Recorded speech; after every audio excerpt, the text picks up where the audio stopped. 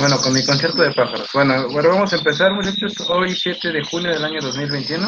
Vamos a iniciar, muchachos. Vamos a empezar con la materia de ciencias naturales.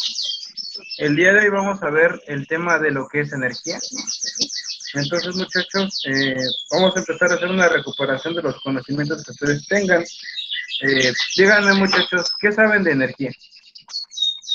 ¿Qué saben de energía? ¿Dónde lo han escuchado? Lo que sepan, muchachos.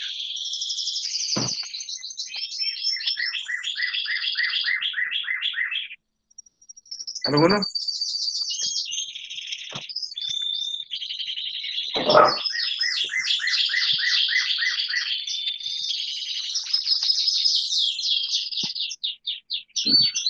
Jaime, Lupita, Alejandro.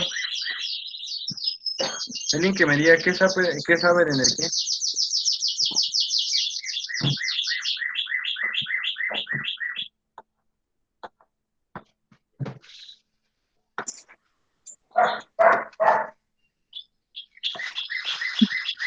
La energía es la capacidad de los cuerpos para realizar un trabajo o producir cambios o en otros cuerpos.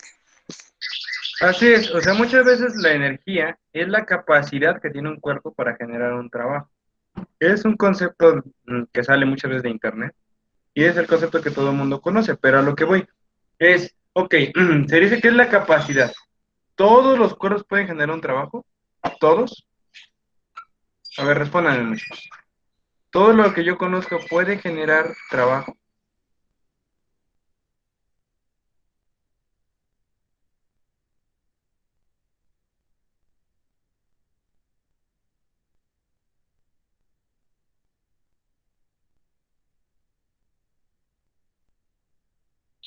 Sí, Así es, la característica para generar un trabajo es que muchas veces es la fuerza aplicada por una distancia específica. Ahora, ya vimos lo que es una fuerza, muchachos. ¿Qué es una fuerza?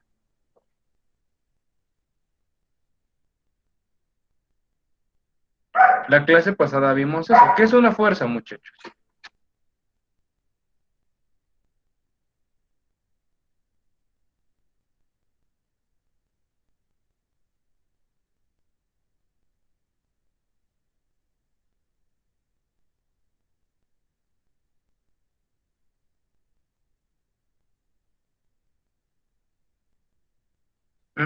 ¿Qué quedamos que era una fuerza, Alejandro? A ver, dígame. La clase pasada vimos eso.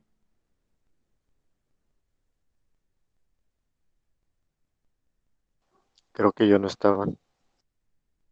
Bueno, ¿leyó lo que subimos entonces, Alejandro? Un poco. Bueno, entonces, bueno, continuamos. Eh, una fuerza, muchachos, se le llama la capacidad que tiene un cuerpo másico. ¿Qué es la masa, muchachos?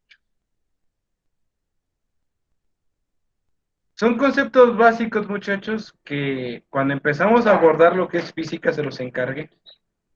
¿Qué es masa? Su diferencia con el peso. Que la clase pasada hablábamos de peso como una fuerza. Bueno, cuando vimos el concepto de lo que es medir, unidad y magnitud, ¿qué significa cada uno? ¿Qué representa? ¿Alguien se acuerda de algo de eso, muchachos?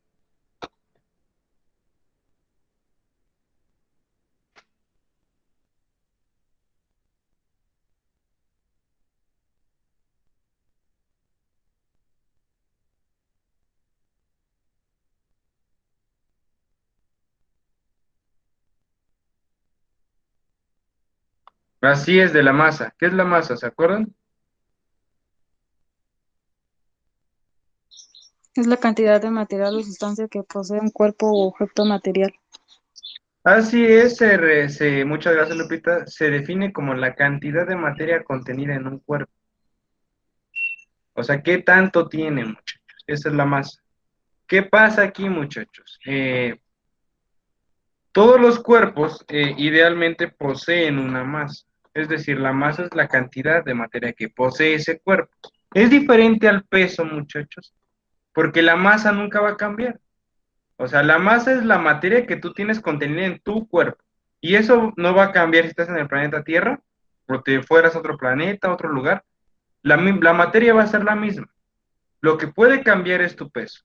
Ya que el peso, muchachos, a ver, eso, eh, ahora les pido, en vísperas de que luego no se acuerdan, que anoten lo que les estoy diciendo, muchachos. Hay cosas que están en la presentación que se les van a pasar, pero ahora yo me pregunto si lo leen, ¿no? Entonces, por cualquier cosa, la clase pasada, de verdad, ahora que me acuerdo, les pedí que cuando acabara la clase me mandaran sus apuntes. Hubo quien lo hizo y a quien lo hizo se lo agradezco mucho. Y a quienes no, se los pido que me lo envíen. Y esta vez también les voy a pedir lo mismo. Cuando acabemos la clase, quiero que me manden sus anotaciones, lo que ustedes anotaron en su libreta.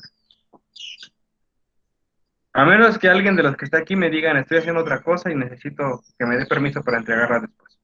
Por eso es el momento de que me lo digan ahorita.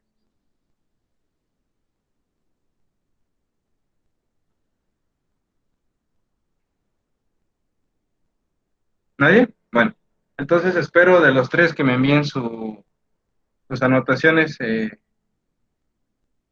Sí, Lupita, sí entregó usted. Entonces, les pido a los tres que cuando termine tanto la clase de la maestra como la mía, a mí me manden las anotaciones que hayan hecho, ¿vale? Entonces, bueno, vamos a continuar, muchachos. La masa es eso, como se los comento, es la cantidad de materia que está en un cuerpo, muchachos. Y eso no va a cambiar jamás. ¿Por qué? Porque la materia, también ahorita tiene mucho que ver la materia con la energía. Ahorita vamos a ver la energía. Les acabo de decir, la energía la posee un cuerpo, todo cuerpo que tiene la capacidad de generar un trabajo. El trabajo se da a raíz de una fuerza y la fuerza tiene su origen en la masa. Es decir, si hubiera cuerpos que no tienen masa, cuerpos no másicos, sería muy complejo poder describirlos, porque si no tiene masa, no podría generar una fuerza. ¿Estamos de acuerdo? De eso es de lo que vamos a hablar, pero no necesariamente. Recuerden, estamos viendo la física newtoniana. En la física newtoniana de eso se habla. Ya hoy en día, cuando vimos las ramas de la física, que también espero se acuerden, vimos que ya hay diferentes ramas de la física. Y la física estudia diferentes cosas, muchachos. Pero en la física de Newton, si no posee masa, no se puede estudiar. Eh, bueno, afortunadamente ahorita ya se sabe que aunque no tenga masa, o aparentemente no posea masa, sí se puede estudiar. ¿Cuáles son esas dos situaciones que la física newtoniana o la física clásica las estudia, pero que no poseen masa, muchachos? A ver, díganme.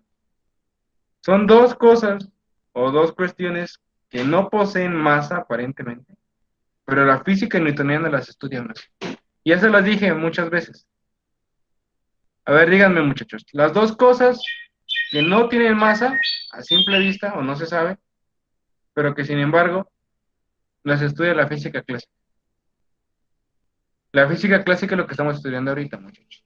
No se vayan a que la cuántica, no, no, no. Física básica. Son dos cosas que no tienen masa, porque nunca le sacas la masa a eso.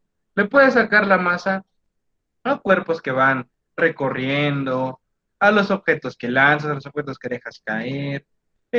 Pueden verse muchas cosas, o sea, principalmente hablamos de objetos, pero hay dos cosas que no poseen masa, pero que en cambio la física clásica las estudia. ¿Quién me las dice, muchachos?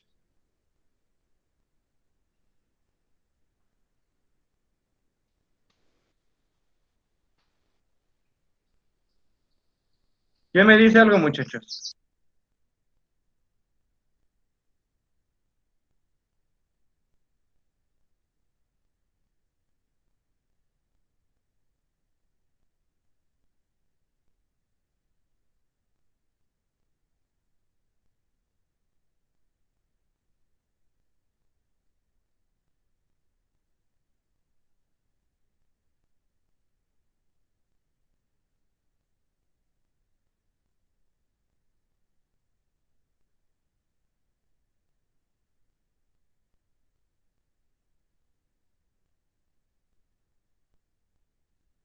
Bueno, muchachos, las dos cuestiones que la física newtoniana no conoce es, no sabemos la masa de la luz, o quién me puede decir qué masa tiene la luz.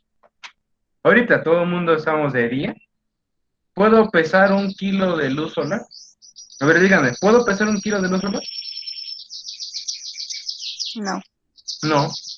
Qué más la física clásica desconoce? Porque, por ejemplo, en física clásica desconoce la luz, pero en cambio lo estudia. Cuando estudia la óptica, la difracción, la refracción, empieza a estudiar a la onda como una, digo, a la luz como una onda, como una partícula, la estudia, pero no tiene masa. No puedo agarrar yo y me da 1 kilo de luz, ¿verdad? Hay otra cuestión que tampoco tiene masa, pero que la física la estudia. ¿Quién me dice, muchachos? La segunda. Aceleración. ¿Cuál? Aceleración. Bueno, la aceleración es el cambio de velocidad. Eso no es un concepto de algo tangible. El segundo son los electrones, muchachos. Los electrones no tienen masa, porque al final de cuentas es carga eléctrica. Los electrones tienen carga negativa, obviamente. Los protones, los neutrones. Hablamos de cargas eléctricas. No tienen masa. No puedo decir, ¿saben qué? Denme 1 kilo de protones y acá agarro 1 kilo de neutrones. No los puedo. Son cargas. Tanto la física como la química los utilizan, pero no tienen masa. Si se dan cuenta en química, cuando vimos una poquita de química, hablamos de masa atómica, de la cantidad de materia que tiene un átomo. Pero nunca les dije que ahí incluían los electrones, neutrones y protones, porque no tienen masa. O sea, ellos no ocupan eh, materia.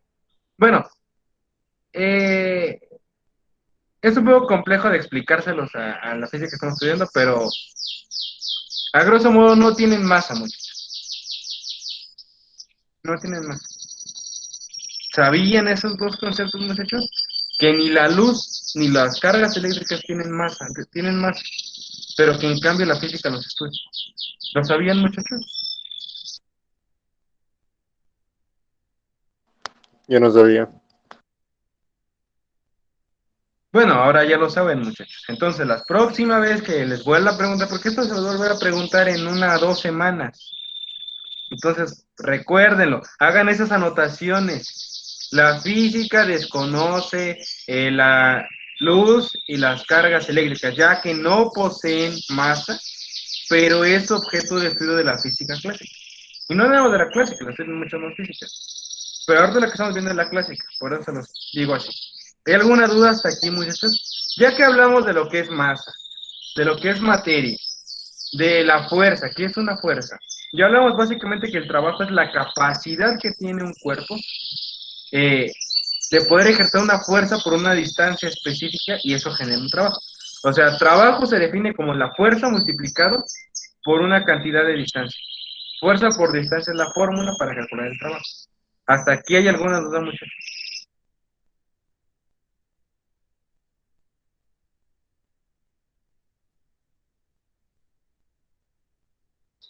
No.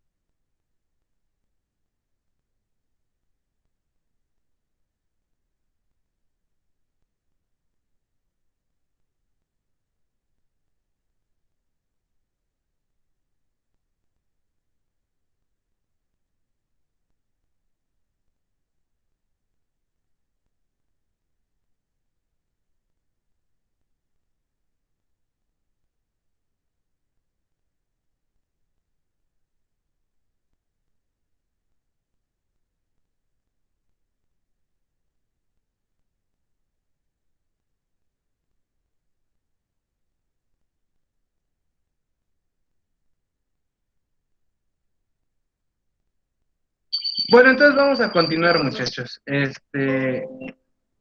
Ahora sí vamos a ver qué es la energía, muchachos. La energía, muchachos, se define como la capacidad que de una fuerza de generar una acción o un trabajo. El término proviene del vocablo griego energía, que significa actividad y se usa en diversas áreas del conocimiento, como son la física y la química. Toda fuerza se realiza, toda fuerza realiza un trabajo sobre un objeto, provocará un cambio de energía en él, muchachos. Entonces, aquí estamos hablando de eso, muchachos. Toda fuerza que realiza un trabajo sobre un objeto a fuerza, genera un cambio de energía en él. Vamos a ver que hay diferentes tipos de energías, muchachos. ¿Hasta aquí hay alguna duda? No.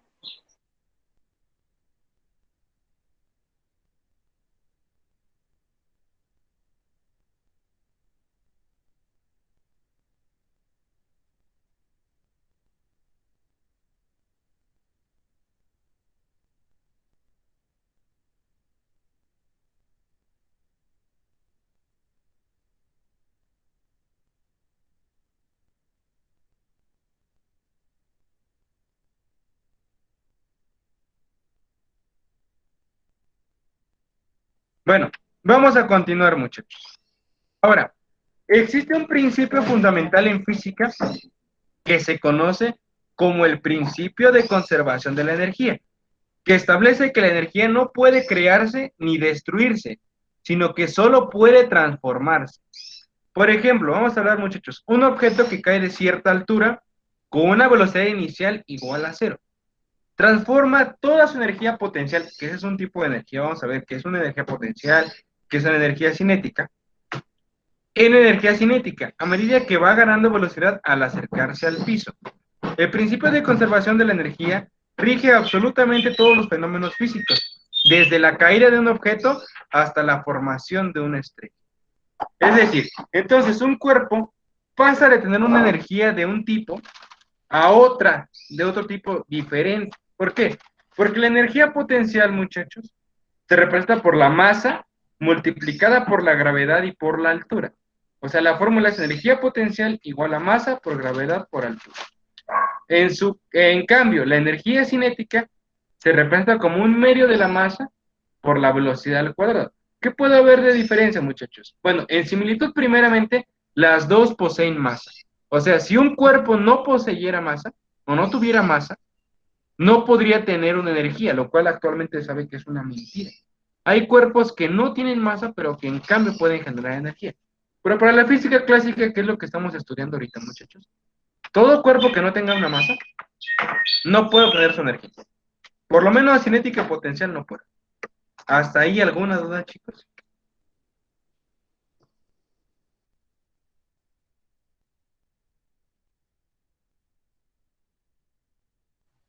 No, Vale, continuamos, muchachos.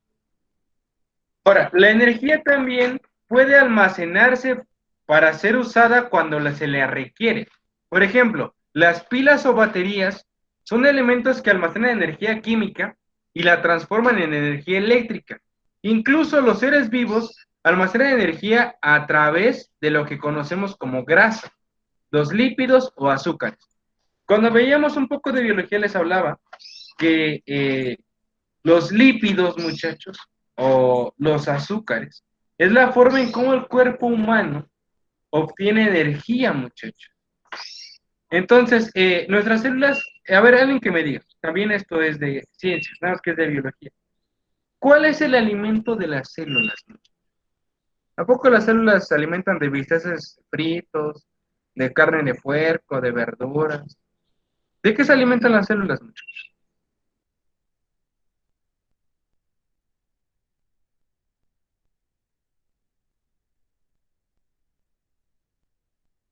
Tampoco todos, porque no los escucho.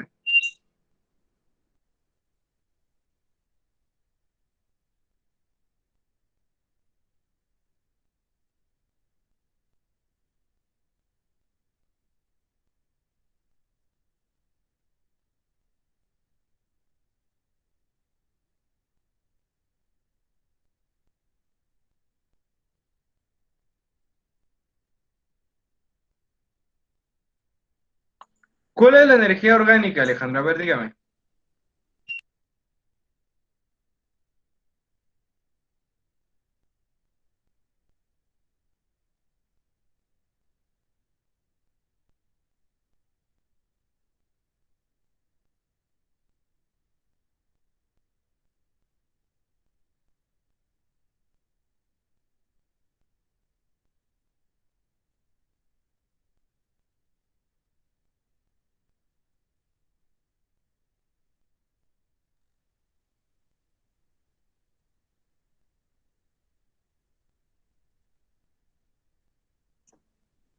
Bueno, muchachos.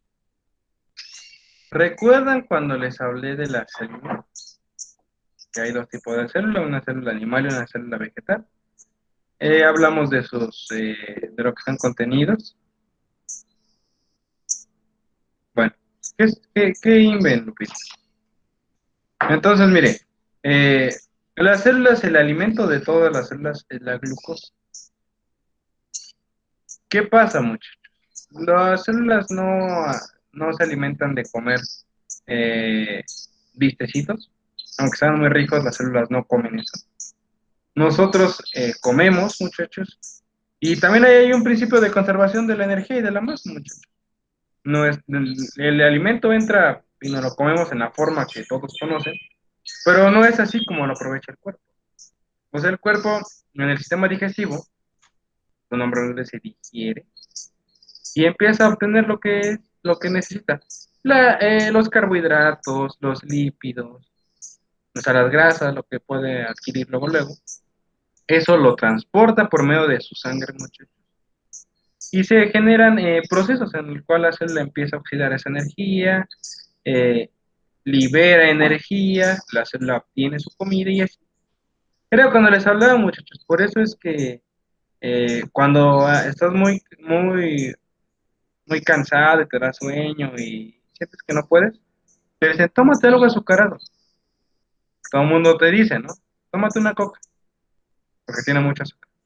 Te la tomas y luego te das cuenta que al cabo de un tiempo como que te levanta el ánimo. Sí, pues porque le estás dando azúcar directamente a las células, por el cual es el problema, muchachos.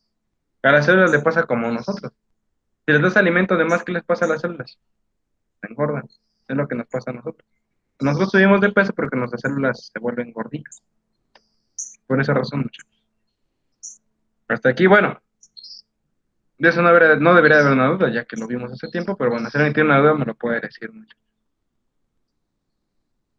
Ahora, se dice que mediante diversos procesos, el organismo transforma la energía química en sustancias en otros tipos, como puede ser la energía calorífica necesaria para mantener la temperatura corporal. Por ejemplo, muchachos, nosotros no necesitamos, bueno, somos autónomos en la situación de que nosotros podemos generar nuestra propia temperatura, muchachos. O sea, el cuerpo humano tiene una temperatura, somos calientitos, ¿verdad, muchachos? O somos completamente fríos. Alguien que me diga, no, yo sí estoy bien frío.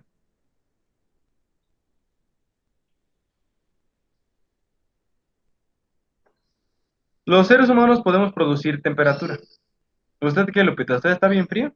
¿Por qué? No sé, así es mi cuerpo. Bueno, regularmente su temperatura ronda los 36 grados, 36, 35, 37 por mucho. ¿Qué pasa, muchachos? Eh, esa temperatura nos ayuda a mantener nuestros órganos en buen estado, nuestro cuerpo en buen estado. ¿Qué pasa? Cuando esa temperatura se eleva, es síntoma de que estamos enfermos. ¿Por qué? Porque nuestro cuerpo humano, bueno, tras varios procesos evolutivos, y eso tiene que ver con la energía, bueno, el cuerpo humano ya tiene codificado, aprendido, como le quieran llamar, que las bacterias y los virus no soportan los ambientes cálidos. Pero no solamente las infecciones, tampoco nuestro cuerpo aguanta las temperaturas altas. Entonces, nuestro cuerpo, su medio de defensa, es elevar su temperatura corporal para matar, para erradicar, para neutralizar, para hacer más hostil el ambiente para las bacterias. Pero, ¿qué pasa? A ver, Alejandro, ¿cómo que puede regular usted su temperatura? Usted puede decir, hoy quiero estar a 24 grados. ¿Y está a 24 grados o cómo está eso? A ver, dígame, platícame.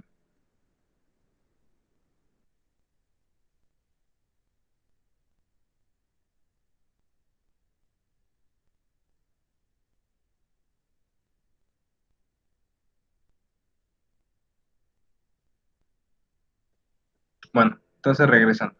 Eh, no solamente las bacterias no aguantan los ambientes hostiles, bueno, calurosos, tampoco nuestro cuerpo. Tenemos células, muchachos, que mueren al estar en contacto con algo muy cálido.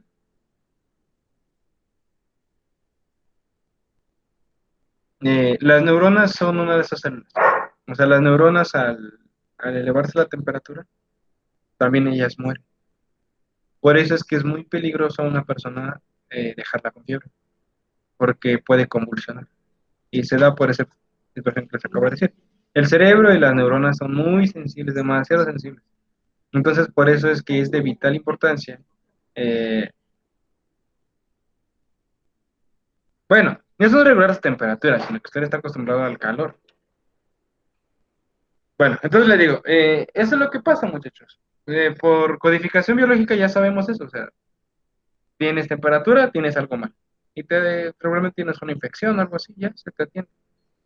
Pero, ¿qué pasa? El alimento se convierte ahora en energía calorífica. Vamos a ver eso, muchachos. ¿Qué pasa? Cuando estamos en ambientes muy fríos, muchachos, nuestra temperatura corporal nos ayuda que no muramos de hipotermia. Pero el cuerpo humano tiene algo muy característico, muchachos. Si hace demasiado frío, pero demasiado frío, ¿quién me dice qué es lo primero que se les enfría del cuerpo? A mí los pies. Pies, a ver, los demás.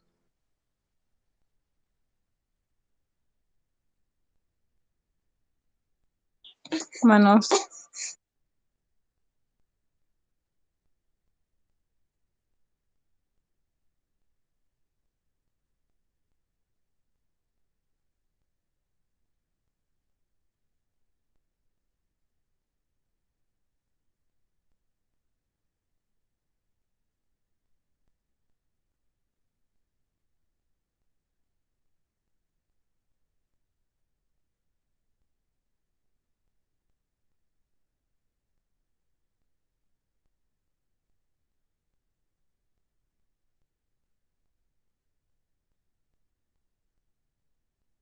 Así es, las extremidades es lo primero que se enfría, muchachos. Es decir, manos, pies es lo primero que se va a enfriar. ¿Por qué creen que eso pase, muchachos? Porque están más expuestos. Porque están más lejanos al corazón, muchachos. Nuestro corazoncito bombea sangre, ¿no? Y yo les acabo de decir, la sangre es la que lleva nutrientes a todo el cuerpo. Porque por todo el cuerpo tenemos venas y en algunas tenemos arterias. Entonces, bueno, la diferencia de una vena y una arteria, ya sé que no es clase de medicina, es que las arterias son conductos que van directos casi al corazón. Tienen mayor presión y las venas pues son más chiquitas, ¿no? Por donde se distribuyen. Entonces, muchachos, la sangre tiene la característica de que lleva nutrimentos y también tiene una temperatura específica. Si a alguno de ustedes les han sacado sangre, cuando le sacan sangre, la sangre tiene una temperatura, porque está dentro de su cuerpo. Y esa sangre, muchachos, pues bueno, les dota de calor a todo el cuerpo. Entonces, como sus dedos, principalmente son los dedos, los que se enfrían más. Como están más lejanos al corazón, eh, el cerebro humano, porque todo eso pasa en el cerebro, eh, dice, bueno, puedo vivir sin una pierna, puedo vivir sin un brazo, pero no puedo vivir sin el hígado, ya que nada más tengo uno, ¿no?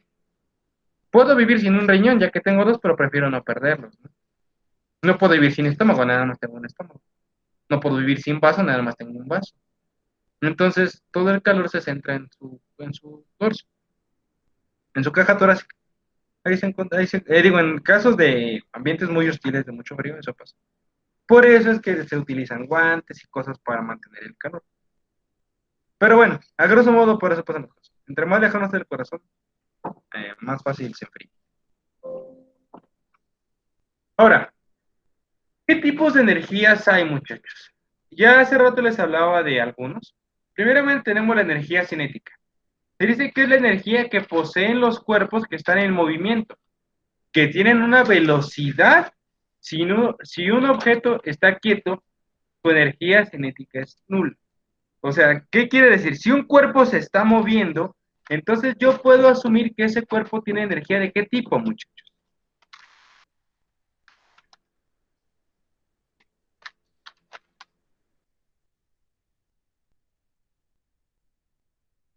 ¿Qué tipo de energía tiene?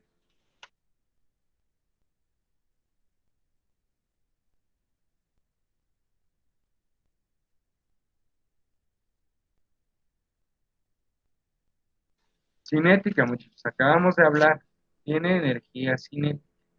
¿Por qué? Porque tiene una velocidad, se está desplazando. Lo acaba de decir, si un cuerpo no se mueve, su energía cinética es ¿qué, muchachos?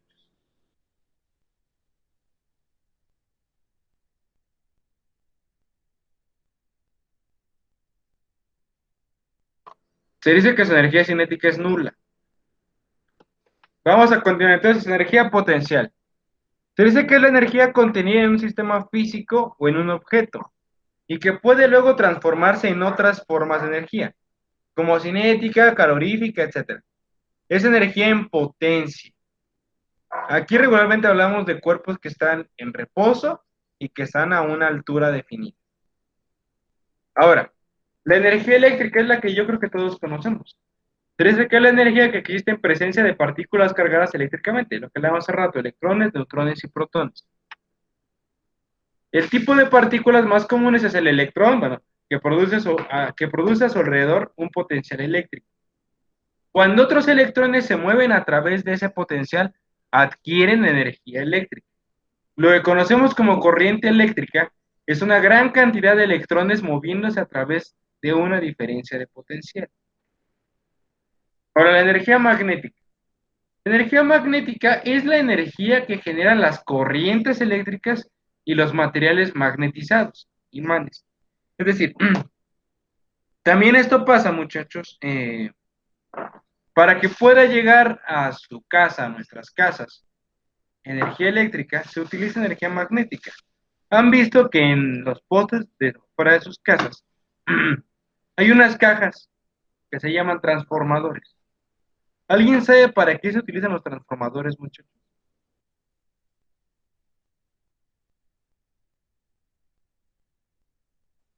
¿Para qué?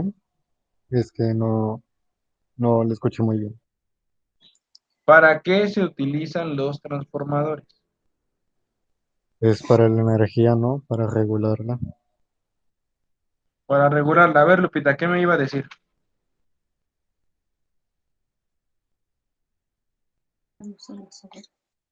Destruir.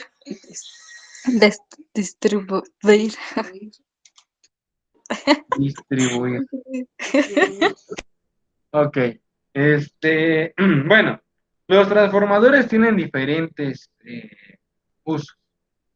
El primero, han visto muchachos que los transformadores, bueno, en los postes de sus casas llevan dos líneas. Hasta arriba traen unas líneas y ya más abajo traen otros cables que ya bajan del transformador hacia las bajadas de su casa. ¿Han visto eso, muchachos?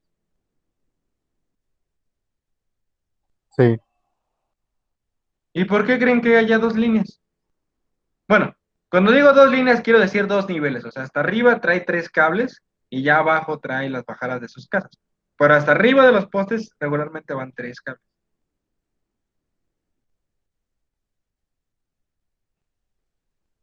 La pregunta es, ¿para qué tendrá tanto?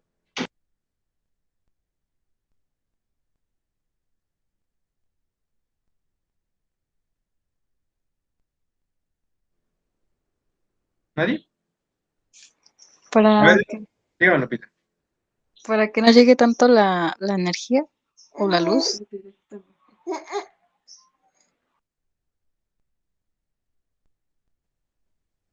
Bueno, así es. Lo que pasa, muchachos, es que los cables de hasta arriba de su casa, bueno, de hasta arriba de los postes, perdón, nunca los toquen para empezar. Primeramente, nunca los toquen porque tienen alta tensión. No muy alta, no, no, o sea, tampoco se mueren, ah, pero sí, de hecho, un compañero pues vive en el segundo piso y pues Estaba fácil ahí de tocar los cables y pues uno de esos cables como que está medio trozado y pues un compañero los iba a tocar. O sea, no, digo, sí tienen tensión algo alta. No son alta, alta, alta, como las torres de distribución, pero sí tienen una tensión alta. Estos sirven para distribución. Su función a veces es distribuir. Ya esos cables los bajan a los transformadores y esos transformadores, bueno, ya utilizan para llegar a sus casas. O sea, de una alta tensión que traen los cables, muchachos, los bajan a la corriente que utilizamos en nuestras casas. Pero, muchachos, esos transformadores no tienen cables pegados, sino tienen dos embobinados, o sea, tienen cables enredados de un lado y del otro lado. Lo que pasa es que hacen transmisión de energía inalámbrica, en cierta forma. Nunca se tocan, solamente de manera inalámbrica se transmite energía eléctrica, pero lo hacen por campo magnético y por campo eléctrico. Así es como llegan a nuestras casas. Igual, o sea, de muy alta la bajan. Ese es un ejemplo, muchachos. Ahí también se ocupa física. Pero ustedes no se metan en eso, porque sí es muy peligroso. Por eso es que cuando llega a pasar que hay un corto, han visto que arriba se pueden hacer unas llamadas cuchillas, que son como unas navajas que se quitan y se ponen. Cuando hay un corto, esas navajas se caen. Es como un switch. Se cae y deja sin luz a muchos. Pero lo hacen para que los transformadores no exploten. Es como cuando se electrocuta una ardilla, algo así. Ah, bueno, yo les comento algo. Aquí en mi casa es común que se electrocuten aves. O sea, se para un ave en el poste y de repente ¡pum! Como en las películas de Shrek que se explotan. Igual. Pues acaba explotando Aquí es los muy común que pase eso. transformadores. Pero aquí pasa eso porque las pequeñas aves, yo no sé, ya han visto que se han muerto sus compañeros. Quizá dicen, a mí no me va a pasar. Pero lo malo del caso es además de que la pobre ave sufre porque se le arrancan las piernas y se muere así, pues nos deja sin luz horas. Pero sí, eso pasa. Y ahí A mí pasa me lo dejó, curioso. Se le transmitió energía, pero su cuerpo no aguantó la energía, por eso es que explotan los animales. Bueno, no explotan así que se desintegran, pero o sea, les da una pequeña descarga, bueno, una pequeña gran descarga, no sé, y les sucede eso. Bueno, continuemos. La siguiente es la energía eólica. Se dice que ese tipo de energía se produce por el empuje del viento. Esos aerogeneradores, que son como ventiladores grandotes, ese es un ejemplo. La energía solar se dice que es la energía que emite el Sol en forma de radiación calorífica y lumínica a través del espacio de los planetas. Hoy en día utilizamos la energía solar en las llamadas celdas solares, muchachos. La energía atómica o nuclear es la energía que proviene de las fuerzas que mantienen unidas a las partículas subatómicas. Las fuerzas nucleares débiles y fuertes, eso lo hablamos la vez pasada cuando vimos fuerzas. También se llaman así a la energía eléctrica obtenida del calor liberado por las reacciones de fusión o fisión atómica en una central nuclear. La energía química es la energía que interviene en las uniones atómicas y las reacciones a nivel molecular, indispensable para la vida ya que mantiene en marcha el metabolismo de los seres vivos. A nosotros nos pasa la energía química siempre, que es convertir energía de un tipo a otro. Energía calorífica o térmica, esta también todo el mundo la conoce, dice que es la energía que se da con transferencia de energía causadas por la diferencia de temperatura. Si tú pones una taza hirviendo de agua y una media fría, vas a ver que la caliente se va a empezar a enfriar y la fría va a empezar a tomar un poquito de mayor calor. A esto le llama a la sucesión de calor. Ahora, la temperatura a su vez es una medida de la energía cinética de las moléculas que componen un cuerpo. Y ahí está, los dos conceptos que le acabo de dar. La temperatura se define como la medida de la energía cinética en las moléculas de un cuerpo, o sea, la energía que tiene un cuerpo. En cambio, calor se le llama a esa energía en tránsito de un cuerpo de mayor temperatura a uno de menor. ¿Hasta ahí alguna duda? Ya hasta les di otro concepto de lo que es energía, digo, lo que es temperatura y lo que es calor. ¿Hasta ahí alguna duda, chicos? no, ninguna. No, eso váyanlo copiando, ¿eh? No, les recuerdo que al final me tienen que mandar su anotación. Ahora, la energía hidráulica. Se dice que es la energía que se obtiene del movimiento de grandes masas de agua, como pueden ser ríos, mareas o caídas de agua. Las represas eléctricas funcionan como energía hidráulica. Es lo que les decía, muchas veces la energía que llega a nuestras casas se obtiene así, se ponen generadores en las cascadas y con la misma caída de agua se genera energía eléctrica. Energía luminosa, eso sucede cuando prendes un foco, muchachos. Es la energía electromagnética producida por ondas electromagnéticas del rango visible, es decir, la luz. Eso es una energía luminosa, es lo que yo puedo ver. Alguien que me diga, muchachos, ¿de qué color es la luz del sol?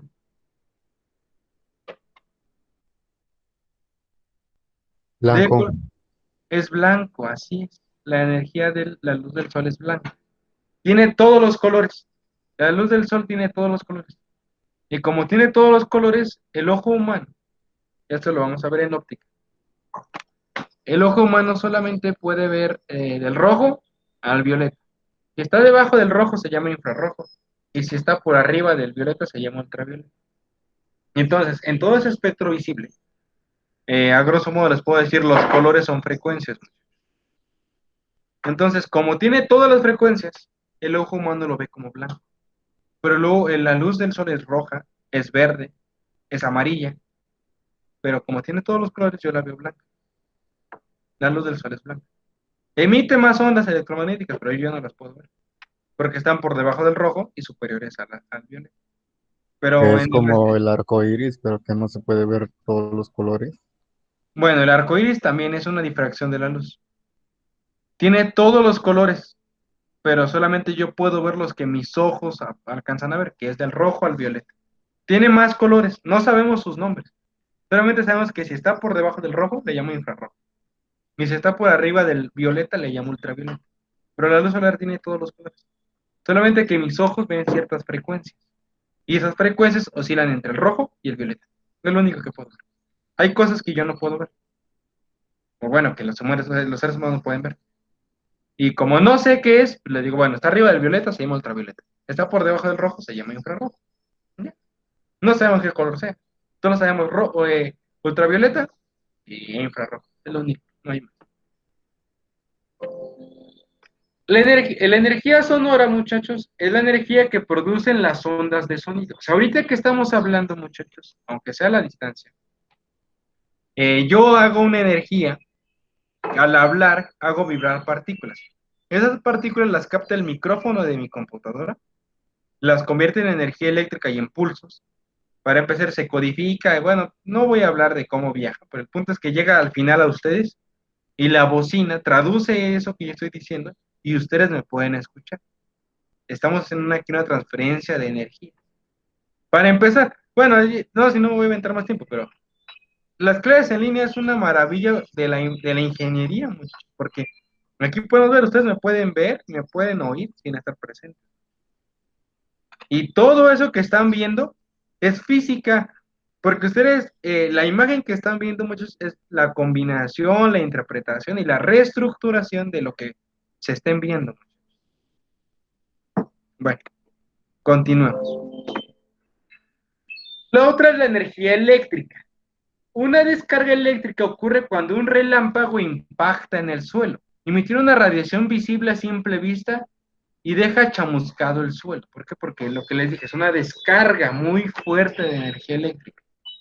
Ahora, la energía cinética es cuando vamos a un ejemplo, cuando vamos en un automóvil en movimiento y de golpe el conductor aplica los frenos, podemos sentir el empuje de la energía cinética que traíamos en nuestro cuerpo. O sea, cuando frenas te vas hacia enfrente. Un auto con una masa se mueve a 90 kilómetros por hora, vamos a suponer.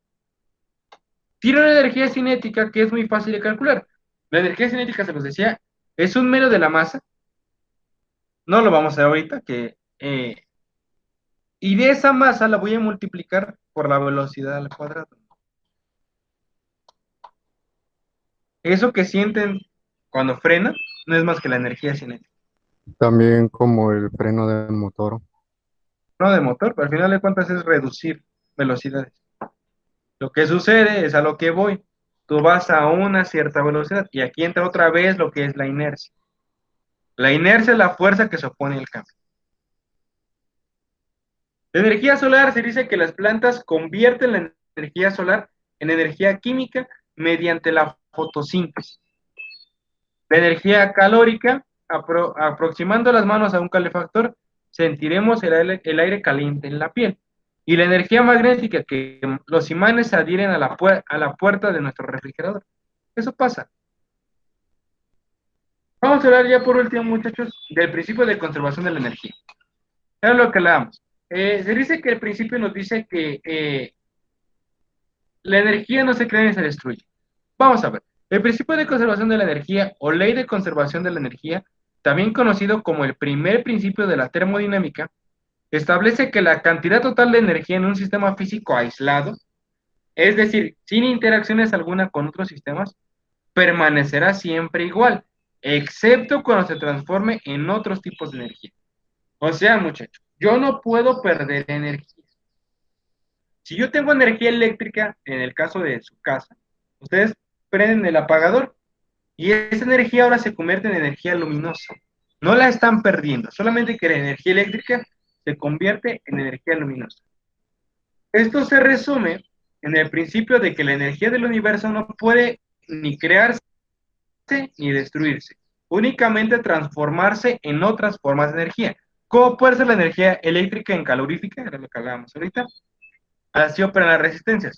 Cuando ustedes, muchachos, ponen a calentar su agua eh, con una resistencia para que el agua empiece a calentarse un poco, muchachos. Se convierte energía eléctrica en calorífica. O energía lumínica. Así operan las lámparas, muchachos. La luz de sus casas.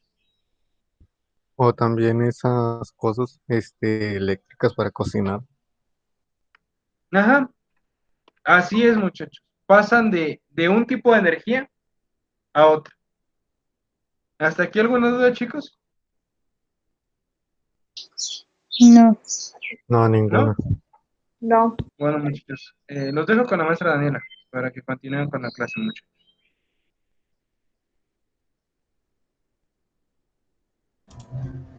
Muchas gracias, profe. Voy a poner la presentación, chicos.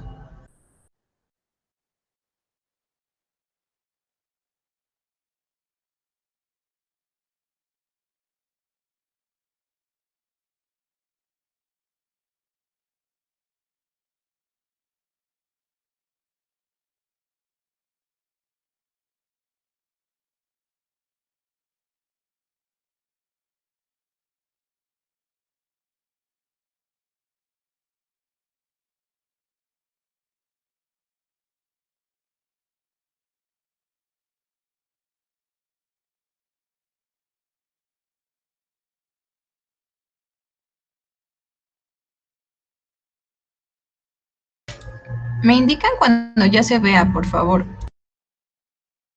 Ya se ve.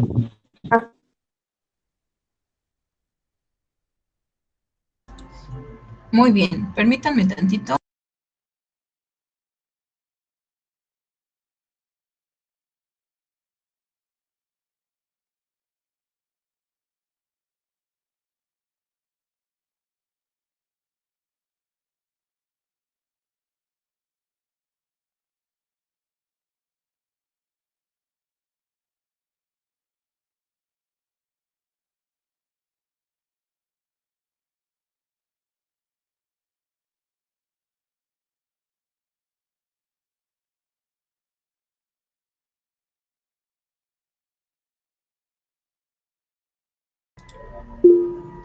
Muy bien, pues muy buenos días, chicos. Me da gusto verlos. No se preocupe, Gerardo, qué bueno que se pudo integrar. Bueno, entonces el tema que el día de hoy vamos a ver varios temas. Uno de ellos es las fichas bibliográficas. Entonces, por esta razón es que vamos a tratar el tema de la investigación, pasos para realizar una investigación, así como el de fuentes de información y el resumen. Entonces, voy a pasar a la que sigue. Bueno, la primera pregunta que debemos hacernos es, ¿cuándo es que necesito investigar? Bueno, investigar es una habilidad que en el ser humano pues es muy importante. ¿Por qué? porque esto me permite averiguar más sobre un tema. ¿Sobre qué tema? Pues sobre el tema que me interese, que necesita o que requiera. Entonces, bueno, en ocasiones es necesario tener mayor información sobre algún tema. Por ejemplo, cuando algún familiar está enfermo, si alguien de mi familia está enfermo, por ejemplo, ¿qué necesitaría saber? Pues cuáles son sus síntomas, qué es lo que tiene, eh, ¿no? ¿Qué tengo que hacer? Algo tan sencillo como, pues no sé, ir al doctor. ¿El doctor qué te va a preguntar? Te va a preguntar, ¿tomó alguna medicina? ¿Qué es lo que siente? Porque él tiene que averiguar, él también te va a hacer preguntas sobre lo que tienes, porque él no sabe lo que tienes, no te conoce, ni está viviendo contigo para saber qué es lo que estás padeciendo. Entonces, pues de esta forma, los seres humanos necesitamos investigar ciertos temas, ya sea para el entretenimiento, una curiosidad, una diversión, o puede ser un tema importante como una enfermedad, un trabajo, ajá. Entonces, o la alimentación, por ejemplo, aquí, ¿no? Aprovecho para sacar mayor provecho de mis cultivos. Cuando tengo que solucionar algunos problemas en mi trabajo, cuando me gusta el deporte quiero conocer más sobre él y cuando me dejan una tarea o para probar un examen. Casi siempre nosotros en la escuela nos enfocamos a esta parte, ¿no? Cuando me dejan una tarea, un proyecto, un tema. Entonces, como siempre les menciono, es importante averiguar lo más posible sobre un tema en específico que me interese o del que me van a preguntar. Ahora, cuando estamos buscando y preparando un tema, pues no toda la información que encontramos disponible es necesaria o vital o tiene mucha importancia. Por ello, es conveniente seleccionar y organizar la información que encontramos. Bueno, algunas veces realizamos investigaciones acerca de algún tema que nos interese y cuando tenemos un problema que queremos investigar o resolver. ¿Dónde puedo encontrar información? Bueno, los lugares para obtener información bibliográfica son, entre otros, bibliotecas, hemerotecas y archivos. Estos tres lugares me van a permitir a mí encontrar mayor información sobre algún tema en específico. Bueno, entonces, en estos lugares encontramos el material bibliográfico. Bibliográfico se refiere a libros y hemerográfico se refiere a periódicos y revistas en forma organizada para realizar cualquier trabajo de consulta. Al hacerlo, desarrollamos habilidades relacionadas con el manejo de datos e información. Porque fíjense, lo que comentábamos el otro día, nosotros como seres humanos, bueno, podemos disponer de diferentes recursos, de internet, de artículos, de revistas, etcétera.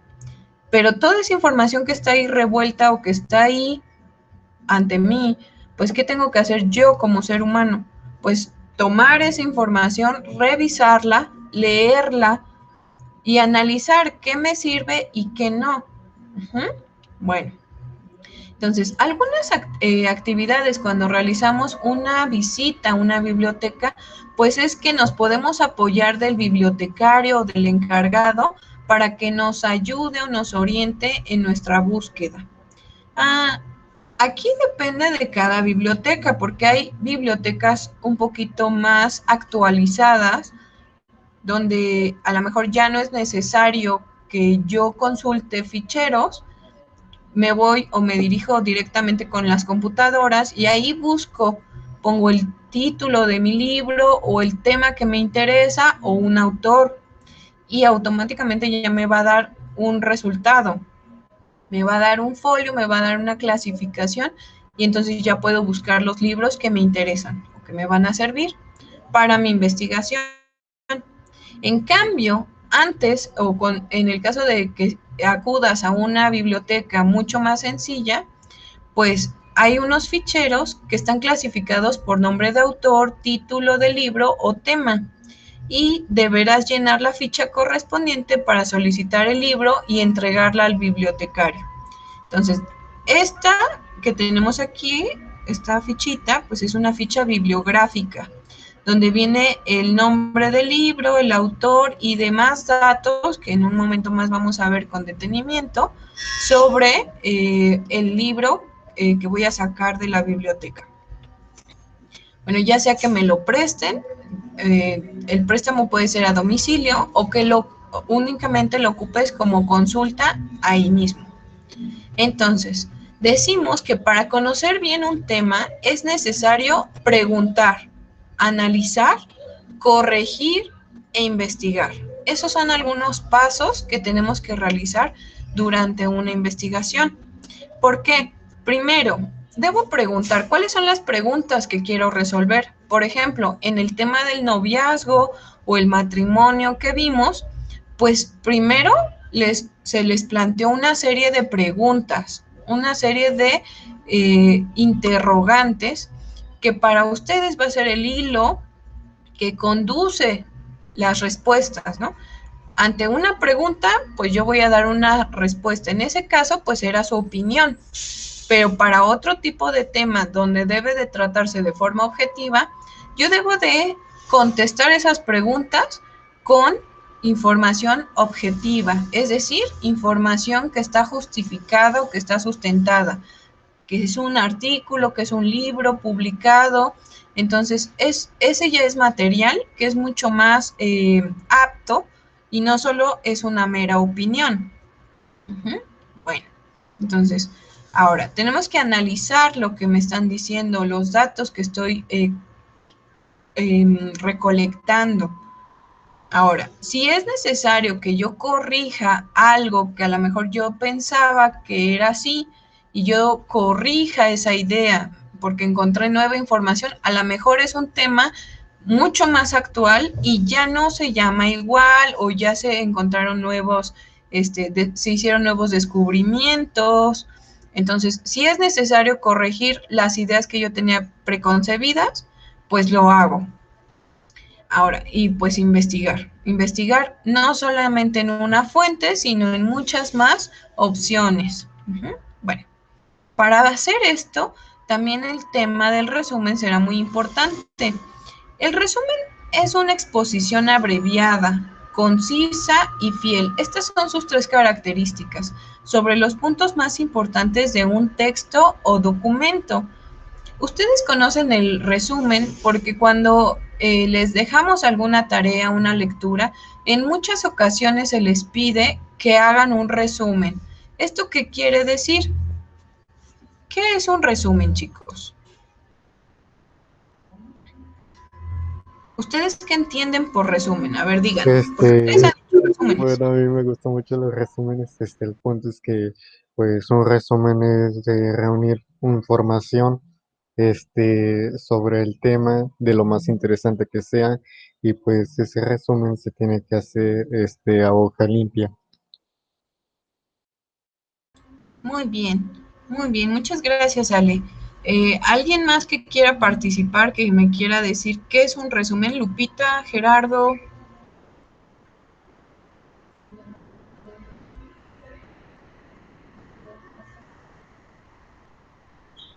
Lo importante para uno. Sí, exactamente. Entonces, fíjense, ustedes ya me están diciendo ahí palabras clave. Me dice Lupita, fíjense, los 3 coinciden en lo mismo. Es sacar lo más importante, es obtener lo más importante sobre un tema. Fíjense, ¿cómo lo vamos a hacer?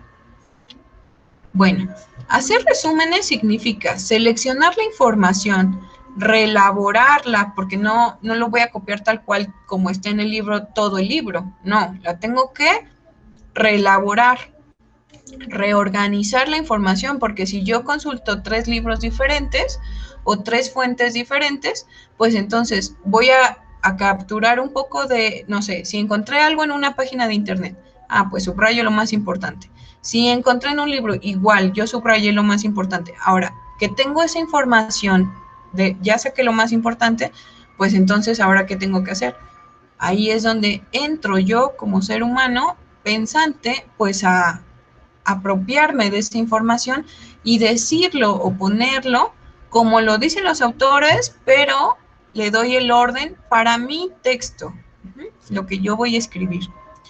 Entonces, reorganizarla y relacionar la información que ya conocemos con información nueva, ¿no?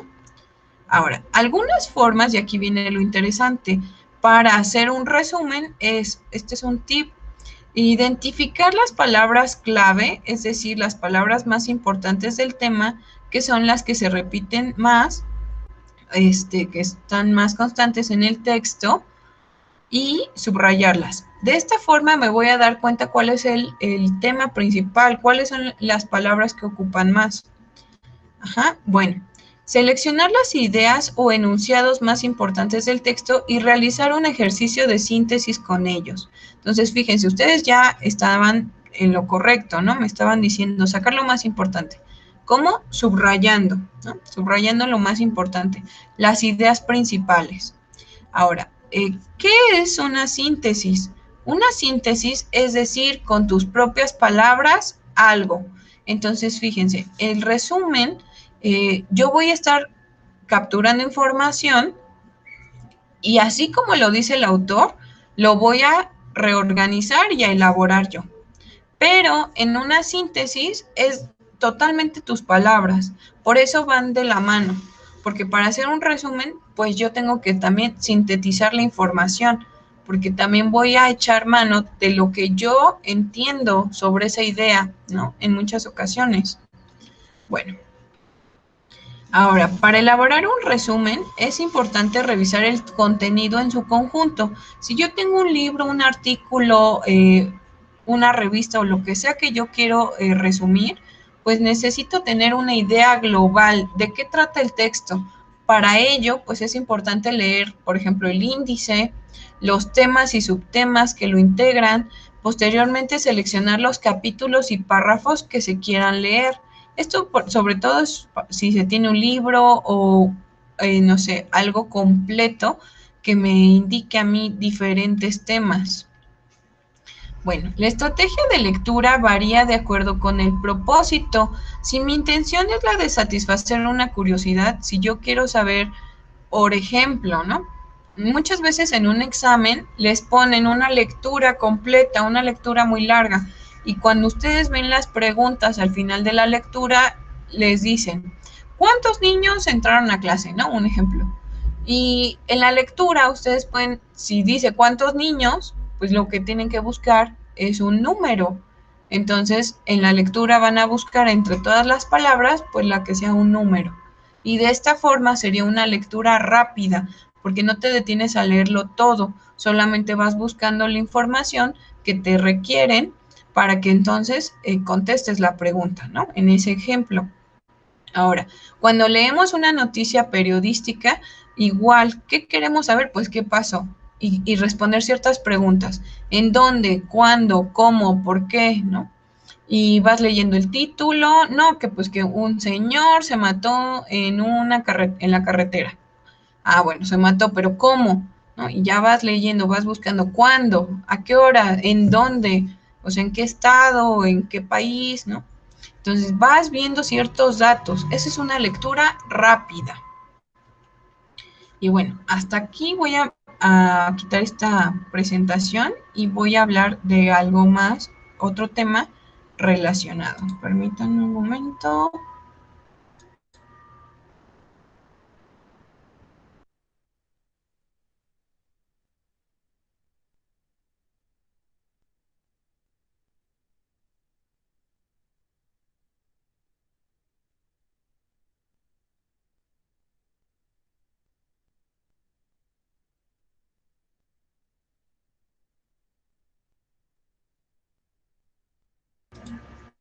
Ahí ya se ve.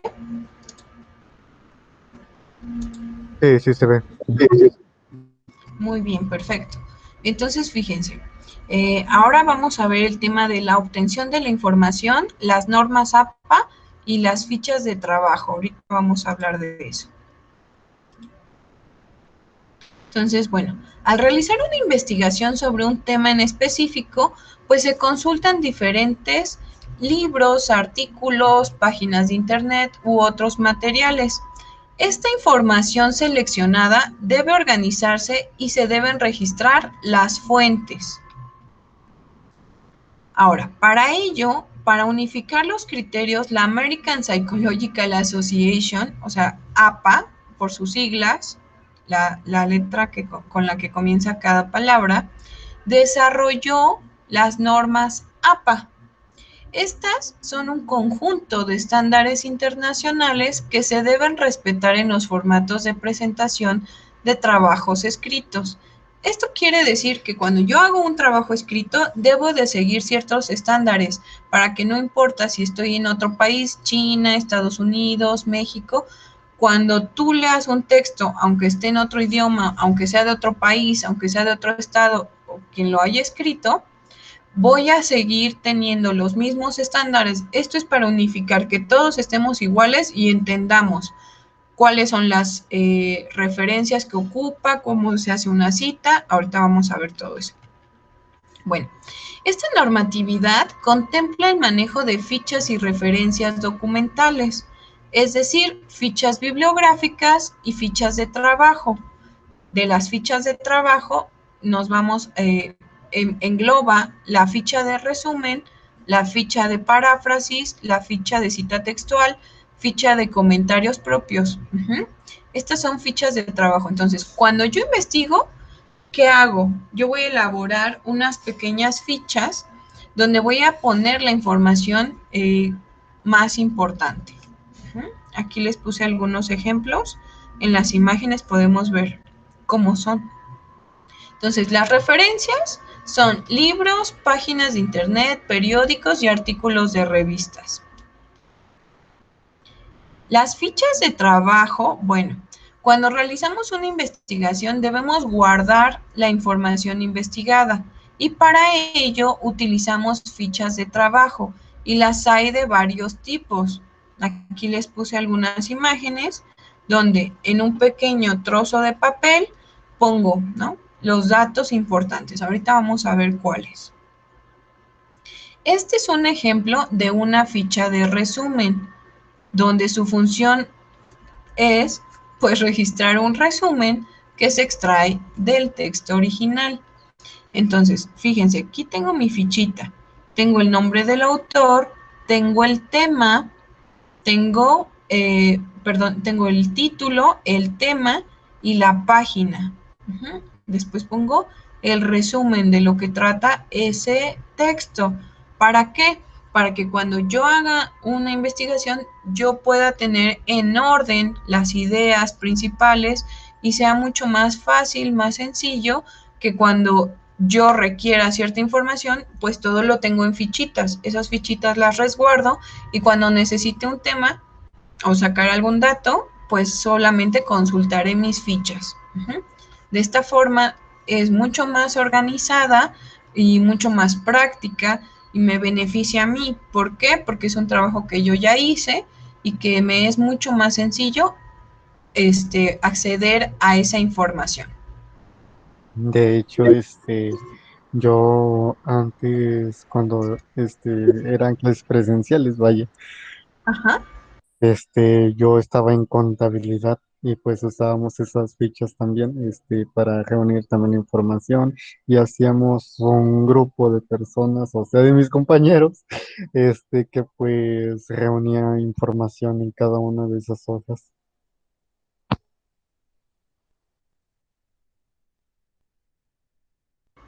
Exactamente. O sea, el punto de hacer estas fichitas es hacernos más fácil el trabajo, facilitarnos todo. Entonces, si yo elaboro este tipo de fichas, para mí es mucho más sencillo porque yo ya cuento con materiales, con recursos de los cuales voy a sacar esa información. Y como nos dice el compañero, como nos dice Alejandro, es mucho más sencillo, por ejemplo, si lo dividimos en equipo, ¿no? Si trabajamos en conjunto para desarrollar un tema. Muy bien. Así es más Bueno, fácil porque luego uno se confunde mucho. Pues a la mera hora ni saben qué decir. exacto, ¿no? También nos ayuda a tener nuestras notas. Muy, muy bien, Ale. Exacto. Yo también cuando tenía que exponer, igual elaboraba esas fichas porque realmente te sacan de apuros, te sirven. En mi caso yo tenía igual mis fichas y cuando exponía y que me ponía nerviosa, se me olvidaba, volvía a ver mi ficha y yo ya me sentía tranquila con la seguridad para seguir exponiendo, porque pues si es un tema muy largo, pues a lo mejor también el hablar en público me es difícil, ¿verdad? Sí, Siempre, de hecho. exacto, ¿no? Con los compañeros es un poco como que te da pena, te pones un poco nervioso y esos nervios hacen que se te olvide. Entonces, ¿qué Sí, seguía? ¿Qué tienes que decir? Y para eso tus fichitas te van a salvar. Entonces, bueno, les puse una diapositiva más en donde, ¿cuáles son los temas que vamos a ver? Bueno, ahora vamos a revisar el tema de la cita textual, las fichas bibliográficas, la clasificación de citas, elementos esenciales y complementarios de una referencia bibliográfica y la ficha de cita textual. Entonces, vamos a ver, vamos a comenzar. Entonces, bueno, ¿qué es una cita textual? Una cita es la idea que se extrae de un documento de manera textual o parafraseada, que sirve de fundamento para un trabajo de investigación. Ahorita vamos a ver con mayor detalle cómo la voy a poner, de dónde se saca, cómo se escribe. Bueno, la cita se coloca en el texto y es complementada con los elementos que identifican al documento de la cual se extrajo. Esto quiere decir que imaginemos que yo tengo un libro y de ese libro pues saco una cita, una frase que a mí me gusta.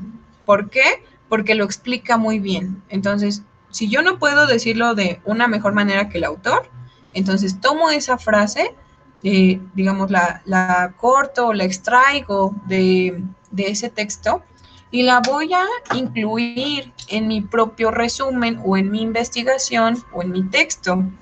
Entonces, vamos a ver cómo. Bueno, una ficha bibliográfica, ¿cuáles son los datos que debe de tener? Ahorita vamos a llegar a la parte.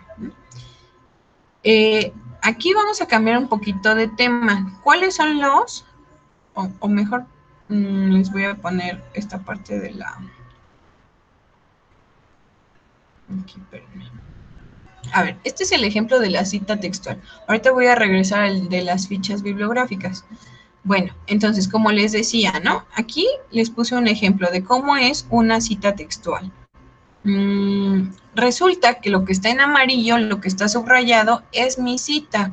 Entonces, lo que está en blanco es mi texto. Entonces, yo rescato esa frase que me gusta y la incluyo en mi texto. ¿Cómo? Pues debe de llevar comillas. Todo lo que yo extraiga tal cual esté escrito en el texto debe ir entre comillas y debe de llevar ciertos datos según las normas APA. ¿Para qué o por qué? Pues porque debo de dar mención del autor o de la fuente que consulté, porque es una idea que le pertenece a ese autor, no es mía. Es por eso que lleva comillas. Entonces, aquí si se fijan, en esta hay dos formas de poner una cita. Una de ellas es la corta. La corta es donde yo voy a incluir únicamente el apellido del autor, el año del artículo donde lo extraje y la página de donde obtuve la cita. Entonces, observen bien, ustedes van a tener la presentación y de esta forma se pueden guiar cómo se debe de poner una cita dentro de un texto. Entonces, déjenme ver dónde quedó. Entonces dice, la APA señala que una cita debe incluir el autor o autores, el año de publicación y la página de la cual se extrajo la idea. Entonces, estos serían los 3 datos que debe de llevar una cita según las normas APA. Recuerden, es el autor, el año y la página. Ahora, el caso que vimos, pues fue solamente de un autor, pero puede ser que si ese libro o ese artículo fue hecho por 2 o más autores, pues debo incluir sus apellidos también y mencionar que son más autores. Ahora, ¿para qué debemos de citar? Pues, número 1, para ampliar un texto. Número 2, para reforzar o aclarar una idea. 3, para argumentar o referir las fuentes en las que está fundamentado el trabajo. Número 4, remitir a otras secciones del texto. Número 5, para iniciar una discusión, o sea, una discusión organizada, no acalorada. Y número 6, dar una definición. Entonces, estas son algunas razones por las cuales es válido y por las cuales es necesario incluir una cita en mi trabajo. Muy bien. Entonces, ¿qué se puede citar? Se pueden citar las ideas, opiniones o teorías de otra persona. Cualquier dato puede ser de estadística, de una gráfica, una imagen o información. Cualquier referencia a las palabras de otra persona, el parafraseo de las palabras de otra persona. Y bueno, aquí vamos a ver la clasificación de las citas. Puede ser una cita textual o directa. Una cita textual debe ser fiel y transcribir el texto palabra por palabra del autor y de otro autor o de un documento propio previamente publicado. Entonces, ¿cómo se escribe? Entre comillas, ¿no? Lo que decíamos, que lleva comillas. Entonces, donde inicia, pongo comillas, y hasta donde se acaban las palabras del autor o del texto, cierro con comillas. Voy a encerrar esa cita entre comillas. Aquí les puse, ¿no? Nunca consideres el estudio como una obligación, sino como una oportunidad para penetrar en el bello y maravilloso mundo del saber. ¿Quién lo dijo? Albert Einstein. Entonces, aquí en este caso, pues ya vemos que es un pensamiento, una idea de Albert Einstein, y pongo el nombre del autor y va entre comillas. Si yo lo quisiera incluir en mi texto, entonces yo tendría que tener, por ejemplo, si es de un libro que la saqué, de qué página y el autor, ¿no? Bueno, vamos a ver la cita no textual o indirecta. La cita no textual o indirecta consiste en un resumen breve o parafraseando de una parte de la obra o de toda ella, y no lleva comillas. Entonces, la cita directa es aquella que pongo tal cual lo dice el autor. Pero, ¿qué pasa? Que yo también puedo poner una cita no textual. O sea, que yo puedo hacer un breve resumen o parafrasear. ¿Qué es parafrasear? Decir con tus propias palabras lo que esa persona quiso decir.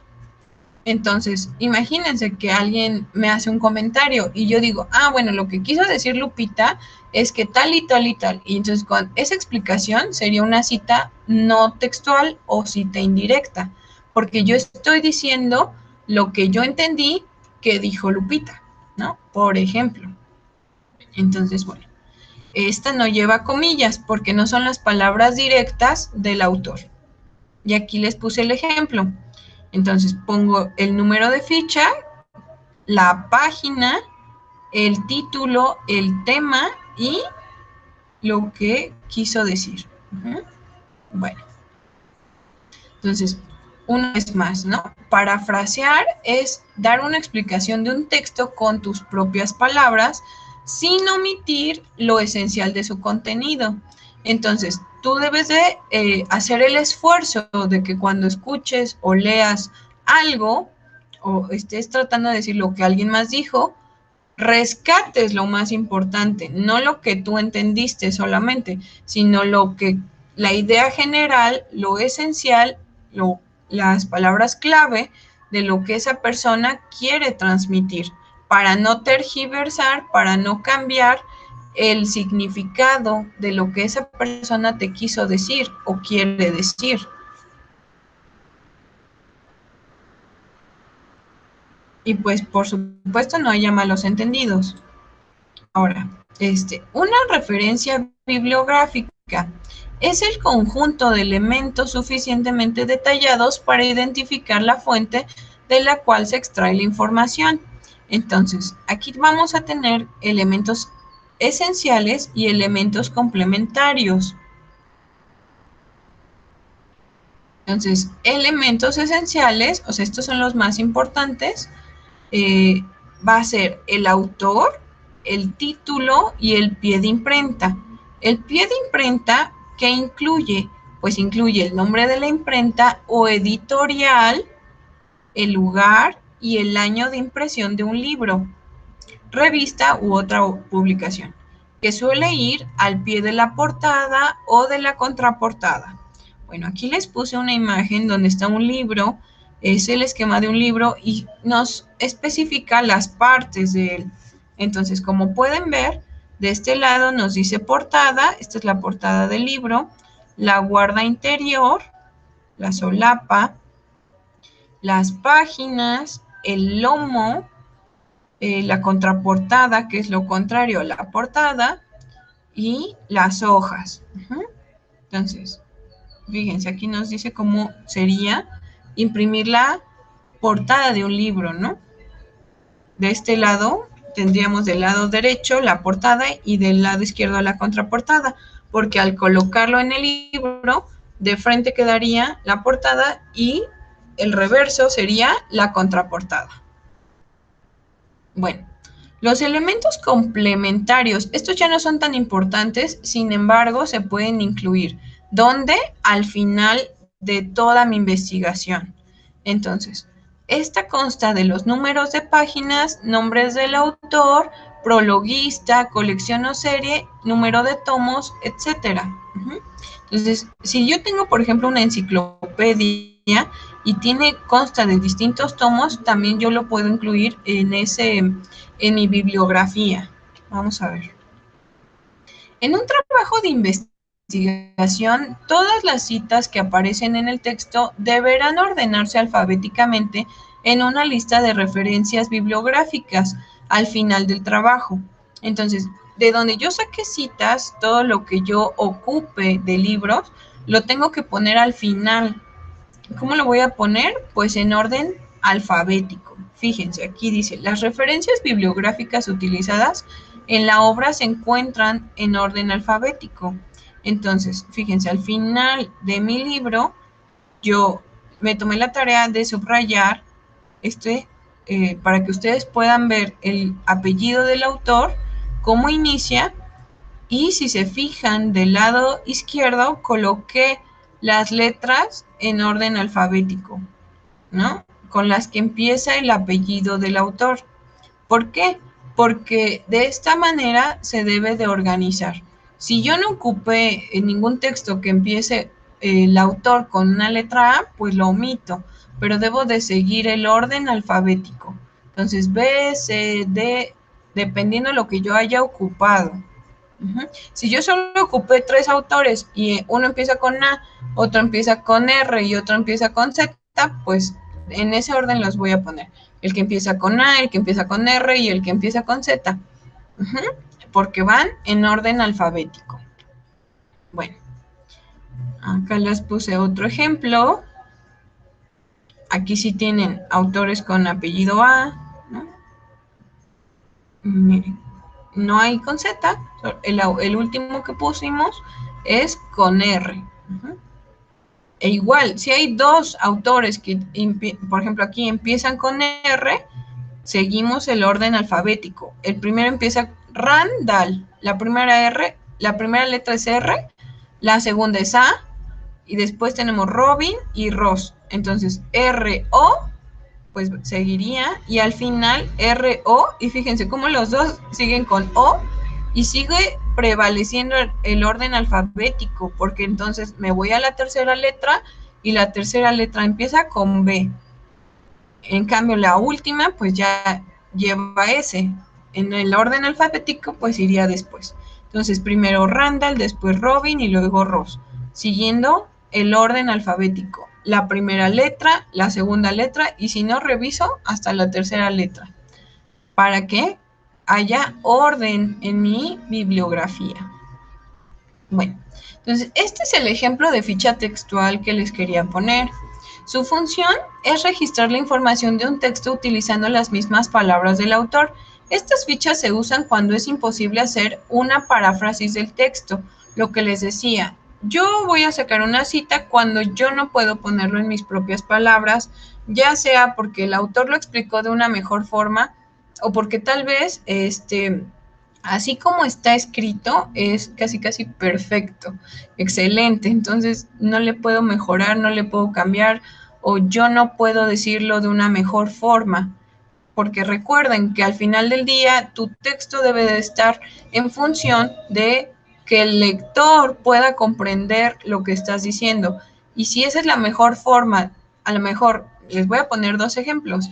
Si el autor principal, el original, lo dice de una forma muy compleja, muy elaborada, y a mí me conviene que mi audiencia o que mis lectores lo le entiendan, y eso está muy difícil, pues mejor lo digo con mis propias palabras, porque yo ya lo entendí, capto la idea principal y lo expreso de una forma mucho más sencilla. En cambio, si a lo mejor esa persona lo dijo de forma sintetizada correctamente y no le puedo mover nada porque así tal cual lo dijo está perfecto, y si yo lo dijera ocupo más palabras, me enredo más y no lo explico bien, pues es preferible tomar la cita del autor, porque es mucho más clara, breve, concisa, precisa. Entonces, debo de analizar y revisar eso. Si es mucho más sencillo o si es mucho más complejo y mejor lo digo yo. Entonces, esas son las decisiones que debo ir tomando a lo largo de mi trabajo de investigación.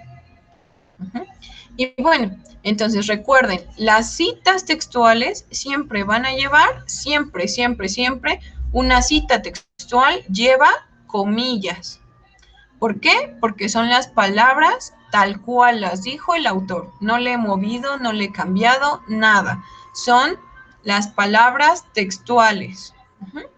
Bueno, este es un ejemplo de ficha. Aquí me está diciendo de qué tamaño debe de ir, tanto de largo como de ancho, el nombre o nombres. Aquí fíjense, hay dos autores y escribo los apellidos, son los apellidos de los autores, el año, la página, el número de página, de dónde lo saqué. Aquí va a ser el número de ficha que yo elaboro y después el tema o título. Aquí, lo mejor es que tú pongas, por ejemplo, si solamente es, por ejemplo, aquí dice elementos y compuestos, pues este es el tema, ¿no? Y ya viene una cita, dice, las sustancias puras pueden ser elementos compuestos, los elementos son sustancias, entonces ahí viene ya escrito lo que yo quiero investigar sobre mi tema. Esta ficha, la elaboración de una ficha solamente es para organizar esa información, porque voy a encontrar mucha información sobre ese tema. Bueno, entonces vamos a pasar a esta parte. Dice, todos tenemos tiempo para aprovechar o para perder y es nuestra decisión qué es lo que hacemos con él. Pero ten en cuenta que una vez pasado jamás se recupera. Bruce Lee. Esta es una frase que dijo Bruce Lee. Entonces vamos a ver. Imaginemos que yo quiero copiar esa cita, pero no me gusta todo lo que dice, sino que quiero omitir ciertas partes. Ahorita vamos a ver qué también se puede hacer. Entonces, para omitir una parte de la cita es necesario colocar puntos suspensivos entre corchetes. Entonces, tenemos estos 3 puntos, que son los puntos suspensivos, y el corchete. Estos que parecen paréntesis, pero son cuadrados. Fíjense. Voy a pasar a la que sigue. Tenemos una frase, otra frase, ¿no? Fíjense, ¿qué observamos? Que la frase es muy larga. Entonces es muy larga, pero vamos a ver que hay ciertas partes que me interesan. Y entonces voy a omitir otras y lo voy a escribir. Fíjense cómo empieza la cita. ¿Quién me quiere ayudar a leerla?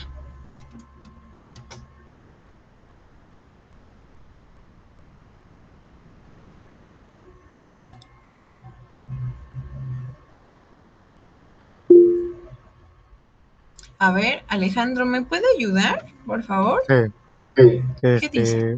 el amor es como una amistad ardiente, es principio, es solo llamada, linda, quizás caliente y feroz, pero, pero aún así se trata solo de una luz par- parpadeante. Cuando el amor crece, nuestro corazón madura y nuestro amor se transforma en, en brasas inextinguibles que queman profundamente. Muy bien. Entonces, fíjense, vamos a ver. Esta es una cita, pero es muy larga. ¿Y qué voy a hacer? Voy a cortarla. Entonces, me quedo con lo más importante.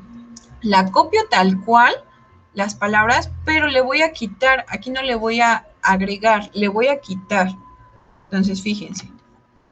Entonces, quedaría así. Lupita, ¿me puede ayudar a leerla? Así como queda. Sí. El amor es como una amistad ardiente. En un principio es solo una llama, una luz parpadeante. Cuando el amor crece, nuestros corazones maduran y nuestro amor se transforma en brasas inextinguibles que queman profundamente. Muy bien, muchas gracias. Entonces, fíjense, les voy a poner la anterior para que puedan comparar cómo estaba antes. Entonces, todo lo que tenía, ¿no? Fíjense. Entonces dice, el amor es como una amistad ardiente, en un principio es solo una llama, linda, quizás caliente y feroz, pero aún así se trata solo de una luz parpadeante. Cuando el amor crece, nuestros corazones maduran y nuestro amor se transforma en brasas inextinguibles que queman profundamente. Entonces, esta es una cita muy larga y cuando yo le quito una parte, debo incluir esos corchetes con los puntos suspensivos adentro para indicar que le corté una parte. Le corté una parte y me quedé con lo más esencial. Entonces, ¿qué cosa le quité? Si se fijan, aquí donde dice una llama y ahí es donde omito una parte y luego sigue una luz parpadeante. Entonces, aquí le quité. Iba bien y en llama le quité esto. Linda, quizás caliente y feroz, pero aún así se trata solo. Le quité todas esas palabras y le dejé una luz parpadeante. En un principio solo una llama. Aquí voy a poner la que sigue. En un principio solo una llama, una luz parpadeante. Cuando el amor crece, le quité toda esa parte, ¿se fijan? Si yo quito palabras del autor o del libro, debo indicarlo mediante un corchete o los corchetes para que el lector sepa que es parte de una frase que era más grande.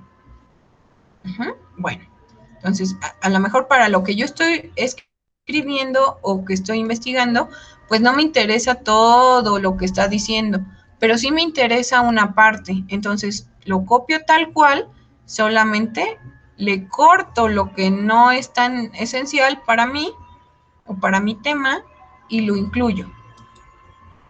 Ahora, entonces vamos a recapitular. Citar es darle crédito al autor por sus ideas y palabras. Es muy importante dar crédito al autor. Citar es mencionar, es de tal autor, es de tal persona, esa idea surgió de tal o cual lugar, ¿no? Ya sea un libro, una revista, un artículo, etcétera. Entonces, para que la persona que esté leyendo mi trabajo sepa de dónde extraje esa información, no se me ocurrió a mí o no la estoy inventando, sino que la obtuve de tal libro. Entonces, imagínense que les dejan una exposición y que les dejan investigar un tema de matemáticas, ¿no? Por ejemplo, el teorema de Pitágoras y encuentran algún dato sobre Pitágoras, una frase que les gusta y ustedes la escriben en su texto, pero deben de ponerla entre comillas. ¿Para qué? Para denotar que la frase la dijo Pitágoras y no ustedes. Entonces, una vez que el lector ve que tiene comillas, ya sabe que se trata de una frase de Pitágoras, en ese ejemplo. Ahora, recuerda, una cita textual siempre va entre comillas y debe llevar 3 datos básicos, a ver si se acuerdan. El primero es el autor, el segundo es el año ¿Y cuál otro dato nos falta? A ver si se acuerdan. ¿Quién me puede decir? Si no se acuerdan, no se preocupen, ahorita lo vamos a ver, pero inténtenlo. A ver, autor, año, ¿y quién se acuerda cuál era el otro dato que debe de llevar? Era información. Mm, mm, ¿Página? ¿qué? Página, número de página, muy bien. Ahorita les voy a poner esa diapositiva.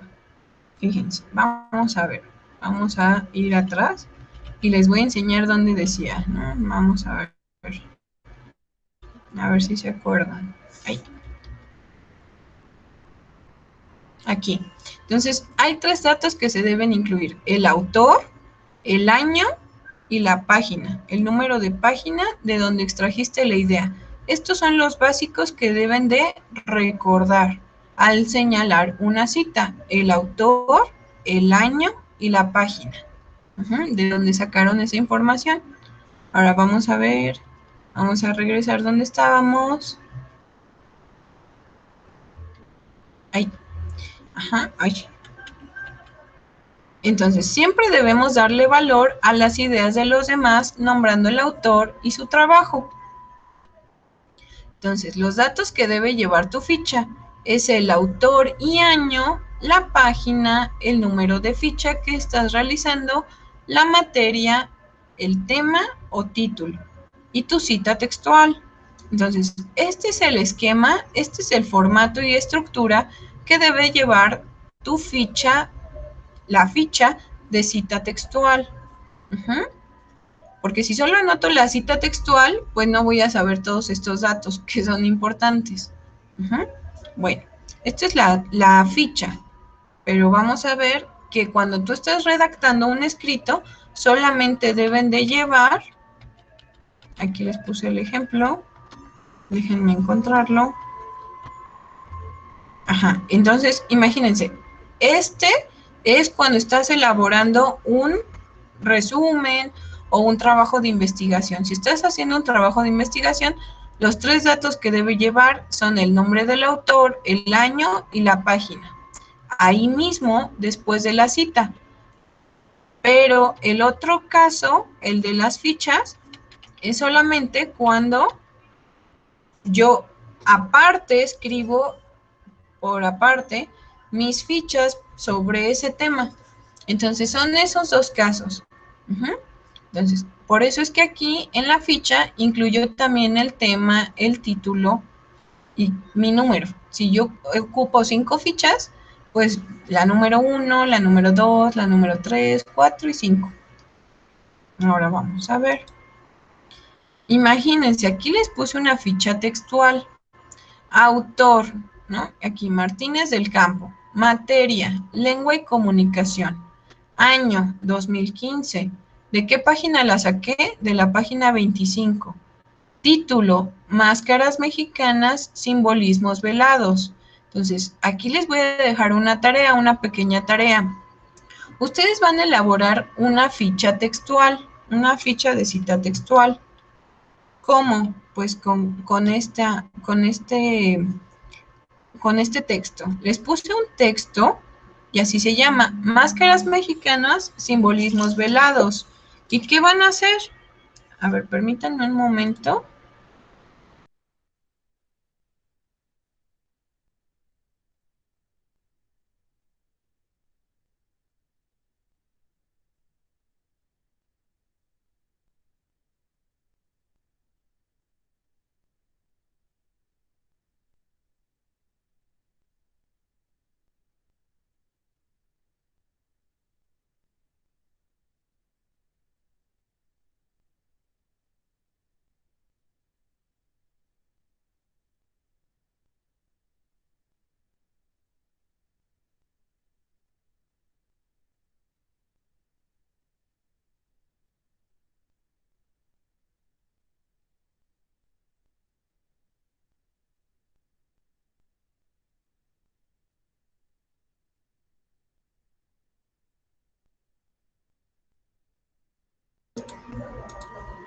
Ya, muy bien. Entonces decíamos que en esta parte del tema, voy a tener el título, Máscaras Mexicanas, Simbolismos Velados. Y aquí tengo mi texto. ¿Ustedes qué van a hacer? Van a escribir en su ficha estos datos. Yo ya les ayudé con el autor, el año, la página, la materia y el título. Y lo único que van a hacer es poner la cita que está entre comillas aquí en el texto. Entonces aquí tenemos el ejemplo y lo único que vamos a hacer es colocar la cita que está entre comillas. Si se fijan, aquí está. Ustedes van a colocar esa cita. Y pues eso sería todo por el día de hoy.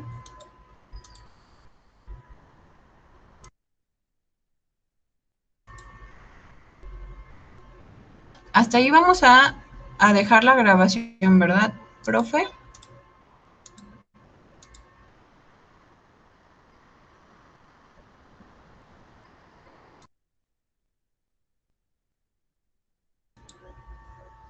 A ver, chicos, permítanme un momento. Ahorita les voy a dar una información.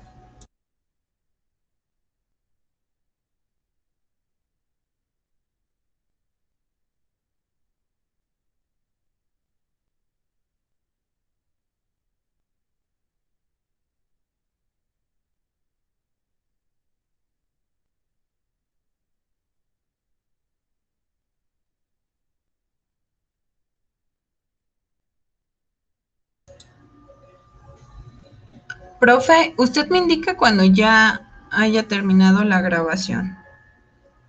Por favor.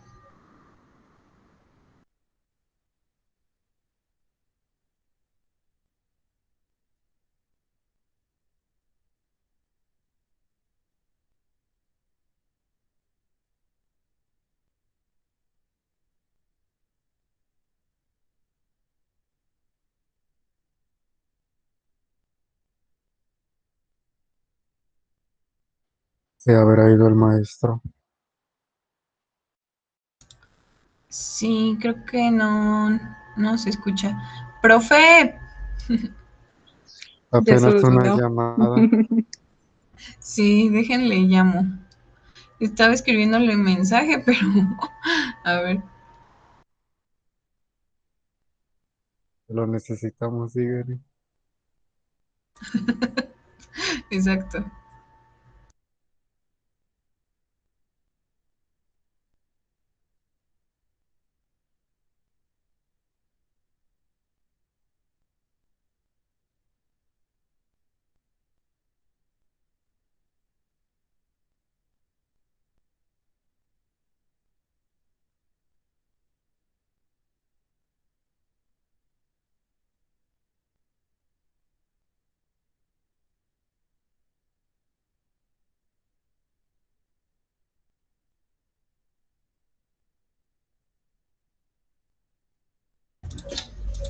No, pues no me contesta. Creo que sí se fue tantito. Entonces, pues ya nada más les quería decir de lo último, que quienes falten de entregar tareas, pues me las puedan hacer llegar. En el caso de Gerardo, me faltan 2 tareas. Me falta la tarea de Rómulo y Remo y, o sea, la de la leyenda de Roma y la tarea de el circuito de la comunicación. Esa es la tarea que me faltan de Bueno, Gerardo. ¿qué pasó, maestra? Lo que pasa es que tengo pequeñas fallas de internet. Ah, ok. Es que le iba a decir que si ya podía finalizar la grabación. Claro que sí, maestra. Permítame tantito, espéreme. Sí, gracias.